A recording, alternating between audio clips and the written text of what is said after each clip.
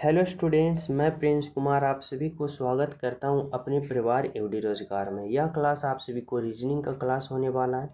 In class में जितने भी प्रश्न देखने को मिलेगा सभी प्रश्न आप सभी के एग्जाम के पैटर्न पे आधारित होगा। यानी हर एक प्रश्न आप सभी के लिए बहुत ही ज़्यादा हेल्पफुल साबित होने वाला है, क्योंकि वर्तमान समय में आपका एग्जामिनर जो पैटर्न फॉलो कर रहा है वही पैटर्न पे आधारित सभी प्रश्न देखने को मिलेगा। तो आप लोग राइट आंसर कमेंट में करते चलना। सभी प्रश्न का आंसर आ जाने के बाद कमेंट में करते चलना है, ठीक है। तो चलो शुरू करते हैं। पहला प्रश्न देखो, पहला प्रश्न आप सभी से पूछा जा रहा है कि इराक का संबंध दिनार से उसी तरह है जैसे म्यांमार का संबंध से है। यानी बताना होगा कि इराक का संबंध दिनार से जिस प्रकार है ना, तो म्यांमार का संबंध उसी प्रकार किससे होगा। तो सबसे पहले यहाँ पे आप लोग ये समझो कि इराक का संबंध दिनार से क्या है। तो हम यहाँ पे ये जानते हैं कि इराक के जो मुद्रा होता है उसे हम दिनार कहते हैं। यानी इराक का मुद्रा क्या होता है भाई, दिनार। अब उसी प्रकार यहाँ पे लॉजिक लगाना होगा कि म्यांमार का जो मुद्रा होता है, म्यांमार का मुद्रा को हम लोग क्या कहते हैं, एन कहते हैं गलत, लीरा कहते हैं गलत, रेंड कहते हैं गलत, क्या कहते हैं तो क्यात कहते हैं। यानी इराक का संबंध जिस प्रकार दिनार से है, यानी इराक का मुद्रा दिनार है तो म्यांमार का मुद्रा क्यात है। बोले तो ऑप्शन नंबर 1 है आपका राइट आंसर। ठीक है, समझ पा रहे हो। तो चले नेक्स्ट पे देखो, 2 नंबर का प्रश्न समझना क्या है। 2 नंबर का प्रश्न करा है, उस विकल्प का चयन कीजिए जो तीसरी संख्या से उसी प्रकार संबंधित है जिस प्रकार दूसरी संख्या पहली से संबंधित। समझ रहे हो ना। यानी बताना होगा कि 12 का संबंध जिस प्रकार 145 यानी 145 से है, तो 8 का संबंध उसी प्रकार यहाँ पे किससे होगा। अब यहाँ पे सबसे पहले ये लॉजिक लगाओगे आप लोग कि आखिर 12 का संबंध 145 से जो है वह किस प्रकार है। तो देखो, अगर हम 12 से 145 लाने की कोशिश करते हैं, अगर 145 नहीं आता है तो उसके हम अगल बगल यानी करीब में पहुंचने की कोशिश करेंगे। तो देखो, 12 से हम 145 के करीब पहुंचना चाहते हैं तो हमें 12 का स्क्वायर करना पड़ेगा। 12 का स्क्वायर करना पड़ेगा ना। अब 12 का जब स्क्वायर करते हैं तो हमें कितना प्राप्त होता है भाई, तो 144 यानी 144 प्राप्त होता है। लेकिन हमें चाहिए 145, तो इसमें अपने मन से हमें 1 को जोड़ेंगे। अब देखो 145 आया ना। अब उसी प्रकार इस 8 को हमें क्या करना है, तो पहले हमें 8 का वर्ग करना है। अब 8 का वर्ग कितना होता है भाई, 8 8 का 64, ठीक है। और इसमें प्लस का 1 हमें करना है, तो 64 और यह कितना होता है 65। 65 बोले तो ऑप्शन नंबर 3 होगा। यानी जो कि आपका राइट आंसर दे रखा है ऑप्शन नंबर 3 होगा 65। वह बिल्कुल बिल्कुल सही है। ठीक है, ऑप्शन नंबर 3। तो चले नेक्स्ट पे देखो, 3 नंबर का प्रश्न समझना क्या है। करा, उस समुच्चय का चयन कीजिए जिसमें संख्या उसी तरह आपस में संबंधित है जिस प्रकार नीचे दिए गए समुच्चय आपस में संबंधित है। यानी यहाँ पे आप लोग को बताना होगा कि जिस प्रकार 3 का 16 का 5 का आपस में रिलेशन बना हुआ है, वही रिलेशन कौन सा ऑप्शन में है ये आप लोग को पता करना होगा। तो देखो, ऐसे प्रश्नों को हम कुछ इस तरह से सोल्व करते हैं कि 3 है, 16 है और 5 है, यानी इन तीनों में क्या रिलेशन लग रहा है। तो देखो, कुछ इस तरह से समझेंगे कि जब भी हमें ऐसे वाले प्रश्न में रिलेशन बनाना हो ना, जिसमें 2 संख्या छोटे छोटे हो और 1 संख्या बड़े हो, तो हम क्या करते हैं, पहले हम इस तरह से सोचते हैं कि छोटे छोटे संख्या को आपस में कैलकुलेशन करने के बाद हमें बड़ा लाना है। अगर इस तरह से सोचोगे तो आप लोग को राइट आंसर आ जाएगा बहुत ही कम समय में। ठीक है, छोटे छोटे अंकों को, छोटे छोटे संख्याओं को कैलकुलेशन करके बड़ा संख्या लाना है। अब आप लोग को 3 और 5 को आपस में किस तरह कैलकुलेशन करना है कि 16 आ जाए। समझ रहे हो। तो देखो, अगर हमें 3 और 5 से 16 लाना है तो पहले हम क्या करते हैं, पहले हम इस 5 का स्क्वायर करते हैं और इस 3 का स्क्वायर करते हैं। तो देखो, 5 का स्क्वायर की बात करें तो 25 होता है और 3 का स्क्वायर की बात करें तो 9 होता है ना। अब देखो, 25 में जब 9 घटा दोगे तो 25 में 9 घटा दोगे देखो 16 प्राप्त हो रहा है। बोलोगे जी हो रहा है। यानी कैसे हम किए, तो तीसरे संख्या जो था उसको स्क्वायर किए और पहले संख्या था उसको स्क्वायर किए, और फिर उसके बाद हम क्या किए, तो तीसरे वाले में पहले घटा दिए, यानी 25 में 9 घटा दिए, हमें बीच वाला यहाँ पे क्या निकल के आ गया, तो 16 निकल के आ गया ना।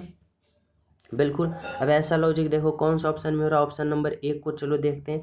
11 का स्क्वायर करेंगे 121, 121 में अगर हम 9 का स्क्वायर करेंगे तो कितना होगा भाई, तो 121 में अगर हम 9 का स्क्वायर करेंगे 81 घटाएंगे 0, तो यहाँ पे देखो 11 है, इसलिए ऑप्शन नंबर 1 कट गया। ठीक है।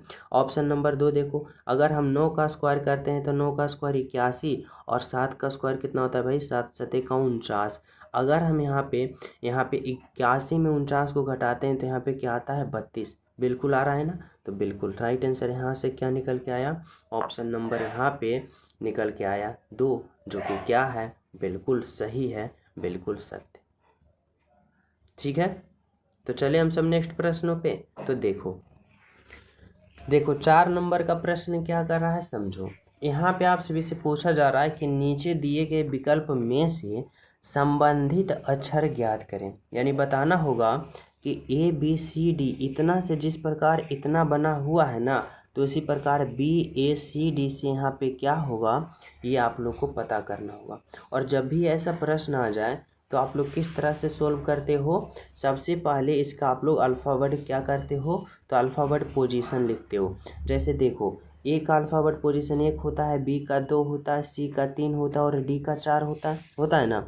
Q का कितना होता है, 17 होता है, R का कितना होता है, 18 होता है, S का 19 होता है और T का 20 होता है। अब उसी प्रकार यहाँ पे करना है, B का 2 होता है, A का 1 होता है, C का 3 होता है और D का 4 होता है। अब यहाँ पे आप लोग को रिलेशन बनाना होगा कुछ इस तरह से, जैसे कि यहाँ पे A से अगर चलोगे Q पे, तो A का अल्फ़ाबेट पोजीशन 1 होता है और Q का कितना होता है, 17 होता है। अगर हम 1 से 17 पे चलते हैं तो यहाँ पे हमें कितना प्लस कर रहे हैं भाई, तो प्लस का 16 कर रहे हैं। ठीक है। फिर देखो B से हम Q पे चलते हैं, तो B का 2 और R का 18। B से कहाँ पे चल रहे हैं, R पे, B का 2 R का 18। अब 2 से 18 पे चल रहे हैं तो यहाँ पे भी 16 प्लस का कर रहे हैं। अब C से S पे चल रहे हैं, यानी 3 से 19 पे चल रहे हैं, तो यहाँ भी प्लस का 16 कर रहे हैं ना। और D से T पे चल रहे हैं, यानी 4 से 20 पे चल रहे हैं, तो यहाँ पे भी प्लस का 16 कर रहे हैं। यानी इसमें सभी में प्लस का 16 हो रहा है। ठीक है। तो उसी प्रकार जब हमें यहाँ पे 4 अल्फ़ाबेट को पता करना है तो सभी में प्लस का 16 करेंगे ना। तो देखो जब हम B से यहाँ पे पहला पद पता करने की कोशिश करेंगे तो प्लस का 16 करेंगे। अब B का अल्फ़ाबेट पोजीशन 2 में 16 करेंगे, 16 प्लस का 2 कितना होता है, 18, और 18 जो होता है वह R का होता है। ठीक है। अब देखो ऑप्शन नंबर 2 कट गया, ऑप्शन नंबर 3 कट गया, अब बचा ऑप्शन 1 और ऑप्शन 4। अब देखो A से चलेंगे कहाँ पे, तो दूसरा पद निकालेंगे, तो इसमें भी 16 प्लस करेंगे और 16 प्लस का 17 और 17 जो होता है Q का। Q देखो कौन सा है, तो यहाँ पे Q देखो, यहाँ पे Q होगा, तो Q होगा। ठीक है। तो देखो ऑप्शन नंबर 4 भी कट गया। ठीक है। अब देखो अगर हम C से चलते हैं तीसरा पद, तो C का 3 और 3 में जब प्लस का 16 करेंगे तो 16 प्लस का 3 कितना होगा भाई, तो 16 प्लस का 3 यहाँ पे 19 होगा, और 19 जो होता है वह S का, देखो यहाँ पे S है ना। फिर देखो D से जब हम अगले पद पता करेंगे तो यहाँ भी प्लस का 16 करेंगे, 16 प्लस का 4 कितना होता है, 20, और 20 जो होता है T का, यानी यहाँ पे देखो RQST जो कि क्या है, तो आपका राइट आंसर ऑप्शन नंबर 1 निकल के आया। ठीक है। राइट आंसर क्या होगा, ऑप्शन नंबर 1 होगा, बिल्कुल बिल्कुल सही आंसर। तो चले हम सब नेक्स्ट प्रश्नों पे। तो देखो समझना 5 नंबर का प्रश्न क्या है। 5 नंबर का प्रश्न है, यहाँ पे कहा जा रहा है 4 शब्द दिए गए हैं जिनमें से 3 किसी तरह से समान है जबकि एक असंगत है, असंगत का चयन करें। ठीक है। यानी 4 ऑप्शन दे रखा है। अब इन 4 ऑप्शन में आप लोग को बताना होगा 3 ऑप्शन सामान्य है लेकिन एक ऑप्शन जो है सबसे अलग है, और जो सबसे अलग है उसको आप लोग का चयन करना होगा। कैसे करोगे, तो देखो समझो।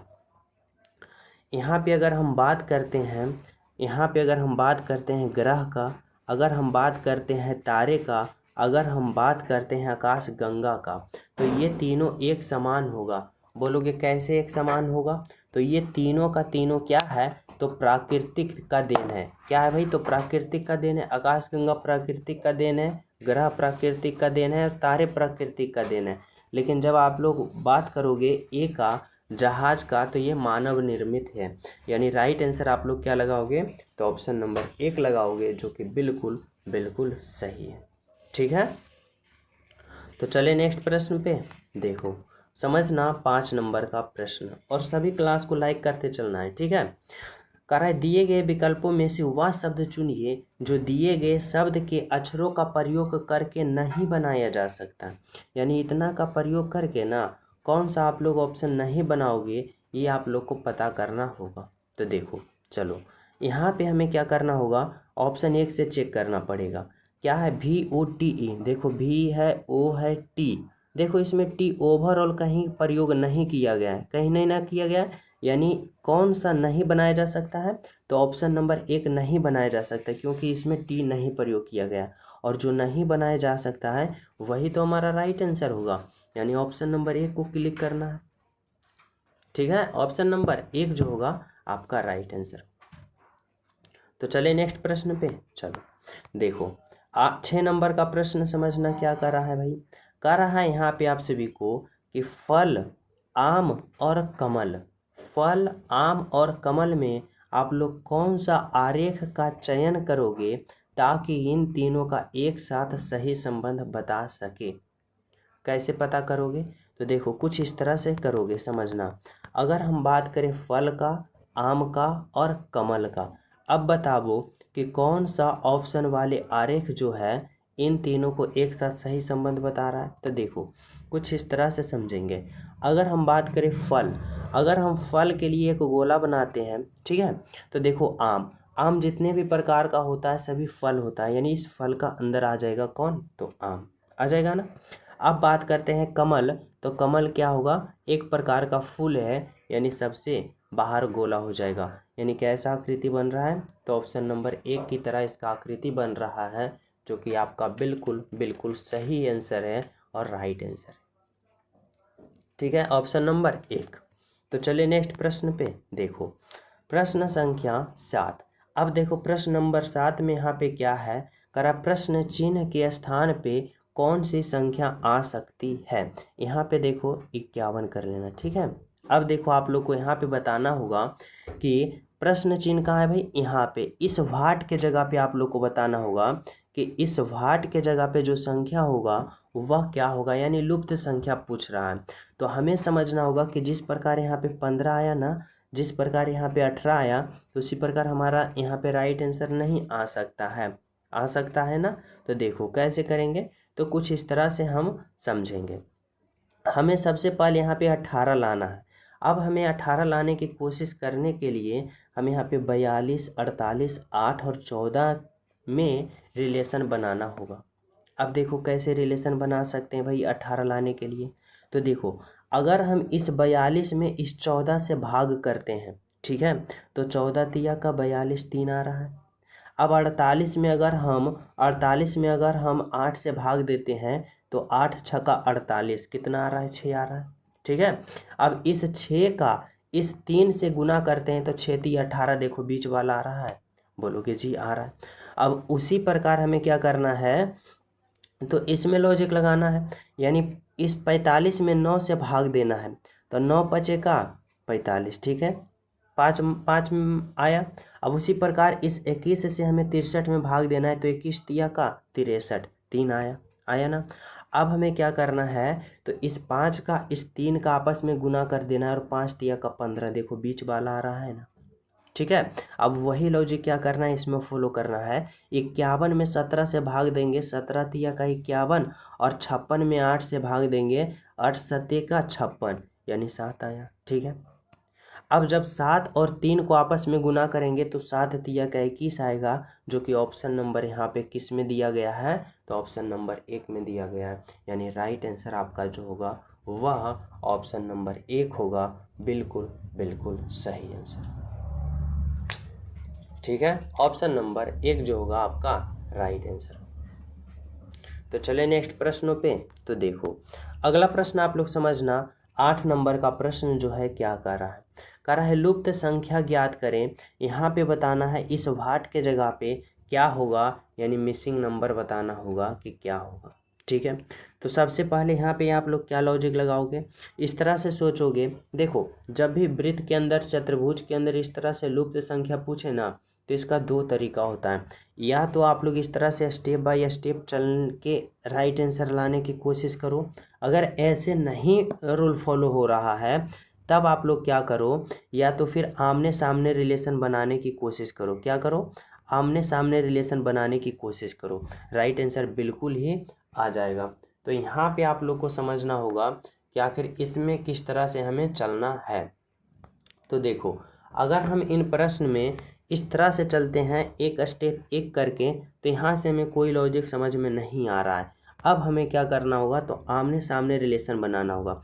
देखो, अगर हम 9 के सामने देखते हैं तो 81 यानी 9 का स्क्वायर है। 7 के सामने देखते हैं 49 यानी 7 का स्क्वायर है। 11 का सामने देखते हैं तो 121 11 का स्क्वायर है। जब 13 का हम सामने देखेंगे तो क्या करेंगे, राइट आंसर लाने के लिए 13 का भी स्क्वायर करेंगे ना। अब 13 का स्क्वायर कितना होता है भाई, तो 169 होता है, 169, यानी राइट आंसर क्या होगा, तो ऑप्शन नंबर होगा 3, जो कि बिल्कुल बिल्कुल सही है, ऑप्शन नंबर 3। ठीक है, तो चले नेक्स्ट प्रश्न पे। देखो, 9 नंबर का प्रश्न समझना आप सभी के लिए क्या है। करा है रिक्त स्थान को पूर्ति करें। जब भी ऐसे प्रश्न अल्फाबेट से रिक्त स्थान के लिए आ जाए, आप लोग क्या करोगे।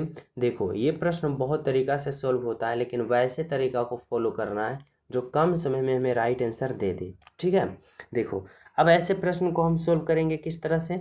तो देखो, अगर आप लोग ऐसे प्रश्न को शॉर्ट ट्रिक से सोल्व करना चाहते हो, तो सबसे पहले इसमें जितना अल्फाबेट है उसको काउंट कर लो। 1 2 3 4 5 6 7 8 9 10 11 12 है।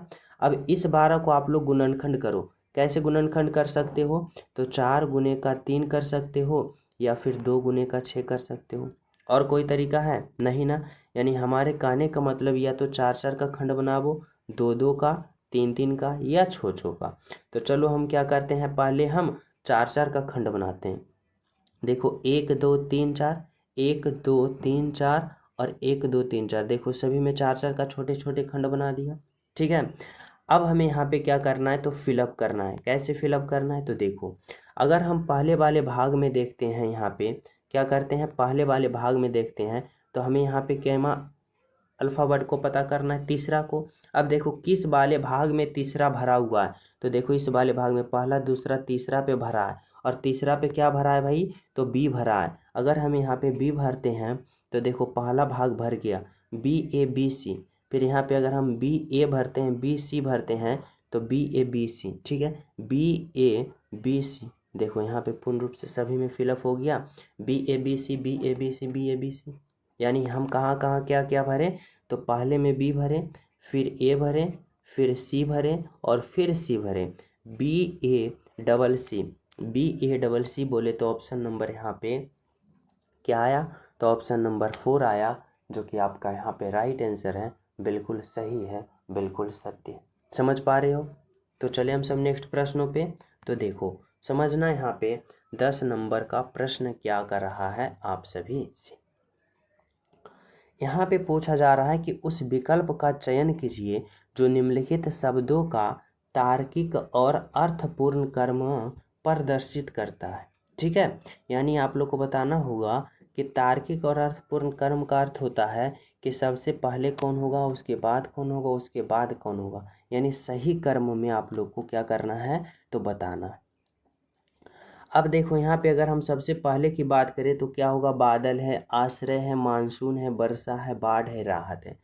अब सोचो इसमें सबसे पहले क्या होगा, तो सबसे पहले की बात करें ना, तो क्या होता है, मानसून होता है, यानी पृथ्वी पे क्या आता है, मानसून आता है, यानी 3 नंबर होगा। ठीक है, मानसून हुआ।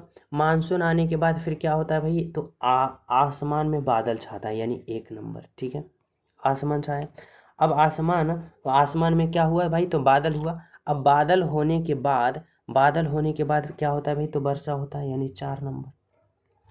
अब वर्षा होने के बाद फिर क्या होता है भाई, तो जब वर्षा होता है उसके बाद क्या होता है, तो बाढ़ आता है, यानी क्या होगा, तो 5 नंबर। ठीक है। अब बाढ़ आने के बाद फिर क्या होता है भाई, तो जो वहाँ दह जाता है जितने भी लोग, तो उसका घर जो भी तबाह हो जाता है, तो वैसे व्यक्ति को आश्रय दिया जाता है, यानी 2 नंबर। अब आश्रय दिया जाता है उसके बाद उसे क्या प्राप्त होता है, राहत प्राप्त होता है, यानी 6 नंबर। जैसे बिहार में भी बहुत जगह पे बाढ़ की समस्या है। ठीक है।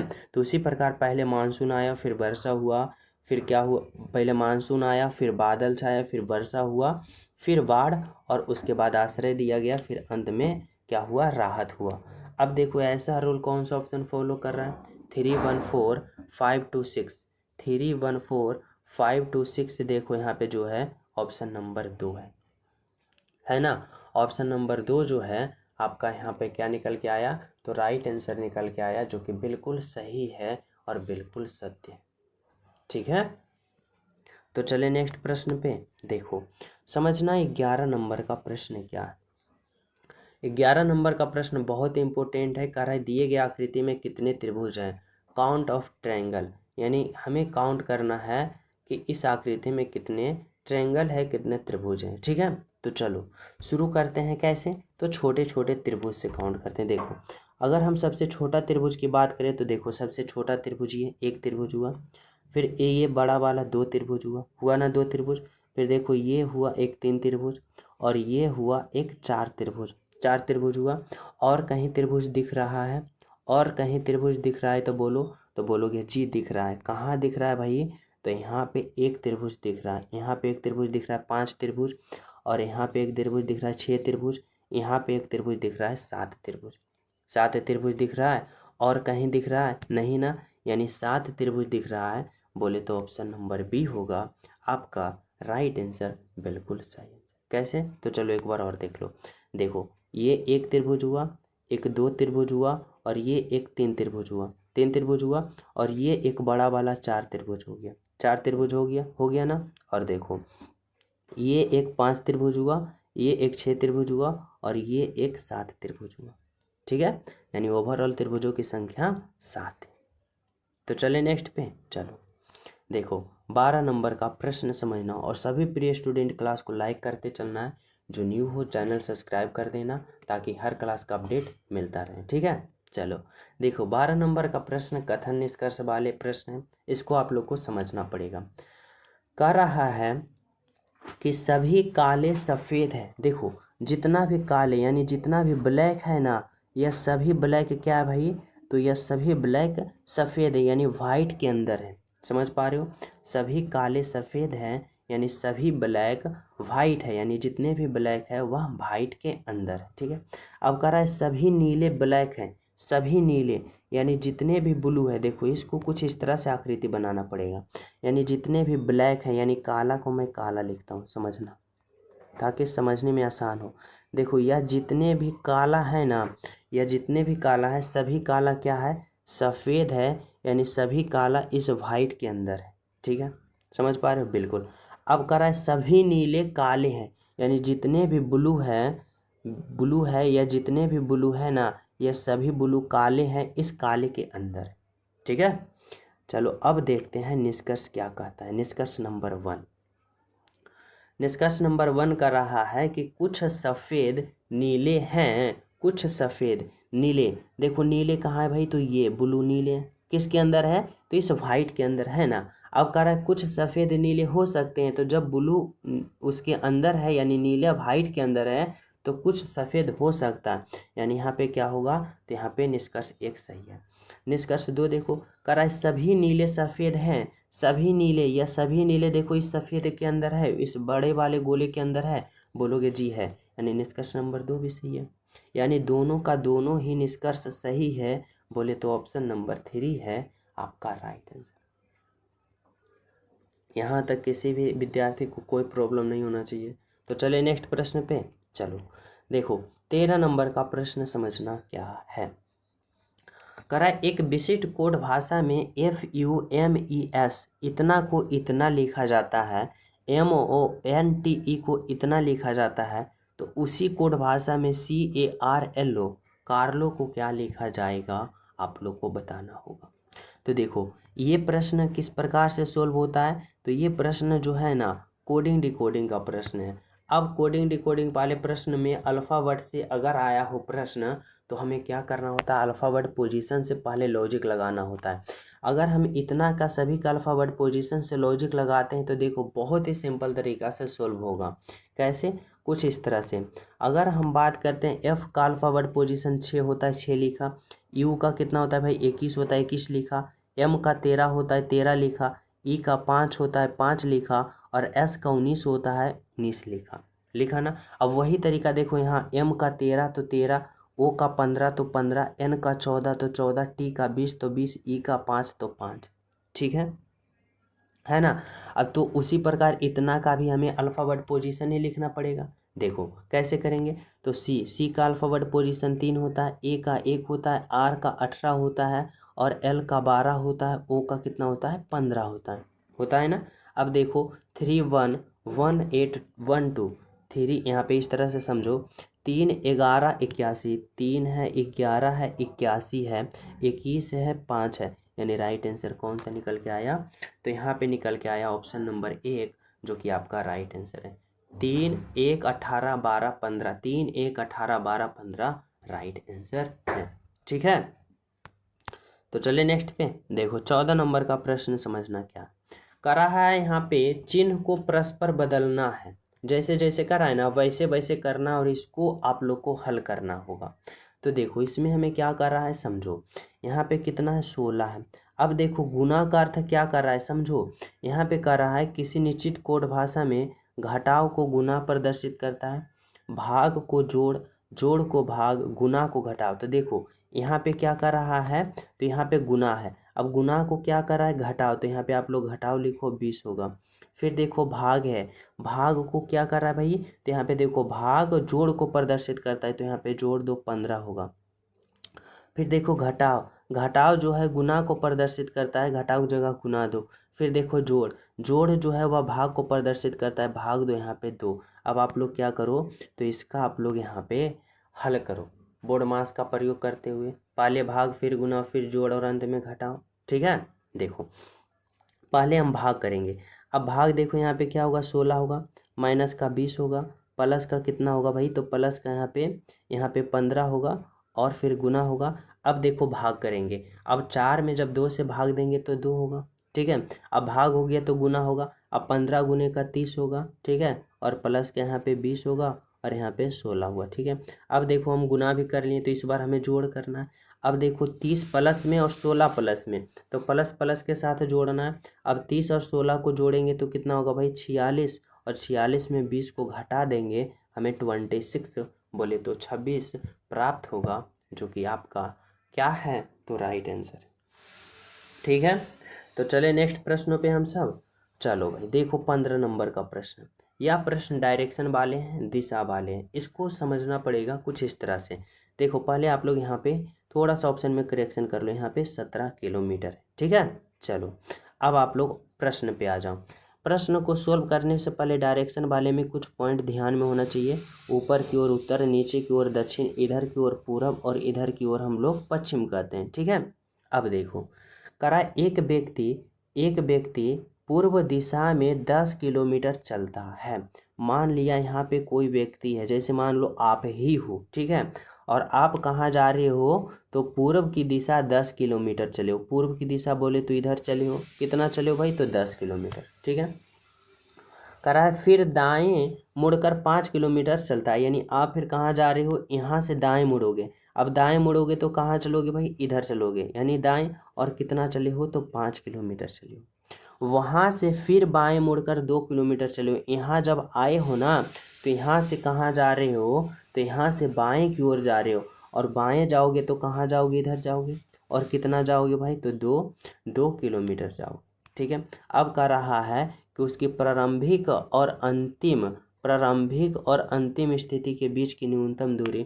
अब प्रारंभिक और अंतिम के बीच की न्यूनतम दूरी बोलोगे तो कम से कम दूरी कैसे होगा, ये। ठीक है, अब यहाँ पे आप लोग को करना होगा 10 5 15 15 2 17, यानी कितना किलोमीटर होगा, तो 17 किलोमीटर होगा, जो कि आपका राइट आंसर होगा ऑप्शन नंबर 3 जो कि बिल्कुल बिल्कुल सही है। ठीक है, तो चलिए हम सब नेक्स्ट प्रश्नों पे। तो देखो अगला प्रश्न आप लोग समझना क्या कर रहा है। 16 नंबर का प्रश्न समझना, कराएं श्रृंखला को पूर्ण करें। यानी आप लोग को यह सीरीज को बताना होगा कि इस भाट के जगह क्या होगा। सबसे पहले देखो यह सीरीज जो है किस प्रकार का है। यह सीरीज जो है वह नंबर सीरीज है, संख्या का सीरीज है। इस भाट के जगह पे क्या होगा, कैसे पता करोगे?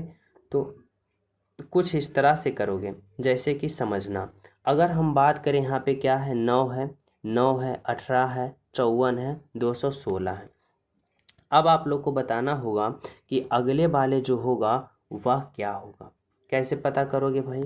तो देखो सबसे पहले देखो यह सीरीज किस ऑर्डर में चल रहा है, तो इंक्रीज होते हुए ऑर्डर में चल रहा है। ठीक है, यानी यहाँ पे बताना होगा कि क्या होगा, जो कि यह सीरीज बढ़ते क्रम में चल रहा है। तो कुछ इस तरह से समझना होगा कि देखो 9 से 9 गया, फिर 9 से 18 गया। अब 9 से 9 जाने के लिए क्या करना पड़ेगा, इसमें गुना का 1 करना पड़ेगा, तभी तो 9 से 9 जाएगा।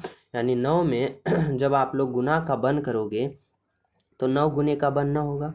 अब 9 से फिर 18 जाओगे तो क्या करोगे, गुना का 2 करोगे, 9 दूना का 18।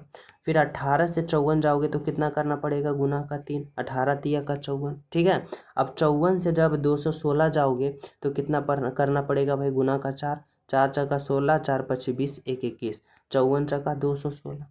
ठीक है, और जब उसी प्रकार अगले पद को आप लोग पता करोगे तो क्या करोगे भाई, तो 216 में गुना का 5 करोगे। अब 216 में गुना का 5 करोगे कितना आएगा, 6 पचे का 30 और 21 पचे का 75 से 105 और एक बकाया 106, यानी 1060।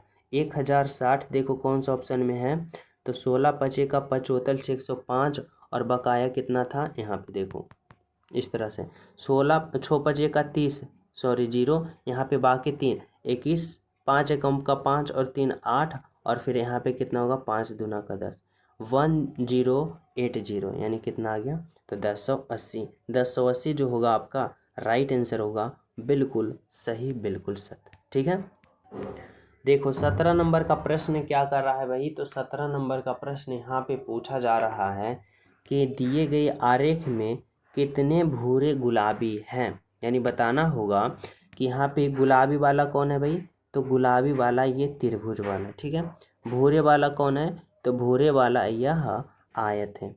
अब आप लोग को ये समझना होगा यहाँ पे कि कितने भूरे गुलाबी हैं। तो देखो त्रिभुज में भी होना चाहिए और यहाँ पे आयत में भी होना चाहिए। अब देखो त्रिभुज में भी होना चाहिए और आयत में कितनी है, तो 2 और 7 है, और 2 और 7 को जोड़ोगे तो 9, यानी 9 ऐसे हैं जो कि क्या है, तो भूरे और गुलाबी हैं। ठीक है, ऑप्शन नंबर 3। तो चले नेक्स्ट पे। देखो 18 नंबर का प्रश्न समझना, बहुत ही इम्पोर्टेंट है और लाजवाब प्रश्न है। कैसे, तो समझो, करा एक्स बाई की बहन है, एक्स बाई की बहन है, बाई एम की पुत्री है, एम पी की माँ है, पी बाई का भाई है, टी एक्स की माँ है, और टी का एम से क्या संबंध है। देखो ब्लड रिलेशन का प्रश्न है। अगर इसको आप लोग कम समय में राइट आंसर लाना चाहते हो तो कैसे लाओगे, बहुत ही सिंपल तरीका से, जैसे हम बता रहे हैं वैसे आप लोग को करना होगा। देखो करा एक्स बाई की बहन है, एक्स समझना, एक्स जो है ना वह क्या है भाई, तो बाई की बहन, और बाई की बहन कौन है, एक्स, बहन होगी तो स्त्रीलिंग होगी, माइनस होगी। ठीक है, अब कर रहा है बाई एम की पुत्री है, या बाई जो है, देखो पहले ये समझो कि ये दोनों का रिलेशन क्या है, तो ये दोनों का रिलेशन बहन का है। ठीक है, दोनों रिलेशन बहन का है, क्योंकि कह रहा है एक्स जो है बाई की बहन है, या एक्स जो है ना इस बाई की कौन है, बहन है, बहन होगी तो स्त्रीलिंग होगी। ठीक है, अब कह रहा है कि बाई जो है एम, बाई जो है एम की पुत्री है, या जो बाई है ना वह किसकी पुत्री है भाई, तो एम की पुत्री है। अब एम की पुत्री बाई होगी तो बाई भी स्त्रीलिंग होगी। अब समझ में आया कि एक्स और बाई दोनों का दोनों बहन है, और एक्स और बाई दोनों की माँ कौन है, तो एम है। इतना दूर तक सभी विद्यार्थी समझ गए, किसी को कोई डाउट नहीं है। तो आगे चलें। देखो आगे क्या कर रहा है, एम जो है, एम पी की माँ है, पी की माँ कौन है भाई, तो पी की माँ कौन है, तो पी की माँ एम है। अब देखो पी की माँ कौन है, एम है। ठीक है। पी की माँ कौन है भाई, तो पी की माँ एम है, ठीक है। अब कह रहा है पी जो है, पी बाई का भाई है, यह जो पी है ना वह कौन है, तो इस बाई का भाई है, और इस बाई का भाई होगा तो यानी पी होगा, पुल्लिंग होगा। अब समझ में आया कि तीनों का तीनों क्या है, भाई बहन है, और तीनों का तीनों का माँ कौन है, तो तीनों के तीनों का माँ एम है। इतना दूर तक सभी समझ रहे हो। कर रहा है टी जो है एक्स की माँ का भाई है। देखो अब यहाँ से थोड़ा सा घुमा रहा है आप सभी को। टी जो है ना, टी जो है एक्स के माँ, अब एक्स के माँ कौन है, एक्स के माँ एम है, और एक्स के माँ का भाई है, एक्स के माँ का भाई कौन है भाई, टी, और टी और एम क्या है, तो भाई बहन है।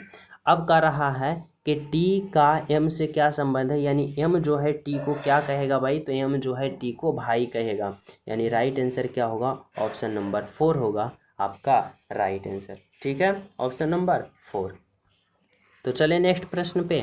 देखो समझना, यहाँ पे 19 नंबर का प्रश्न, यहाँ पे कह रहा है उत्तर आकृति में से ऐसे आकृति का चयन कीजिए जो कागज को काटने के बाद खोलने पर दिखाई देगा। कटिंग एंड फोल्डिंग वाले प्रश्न हैं।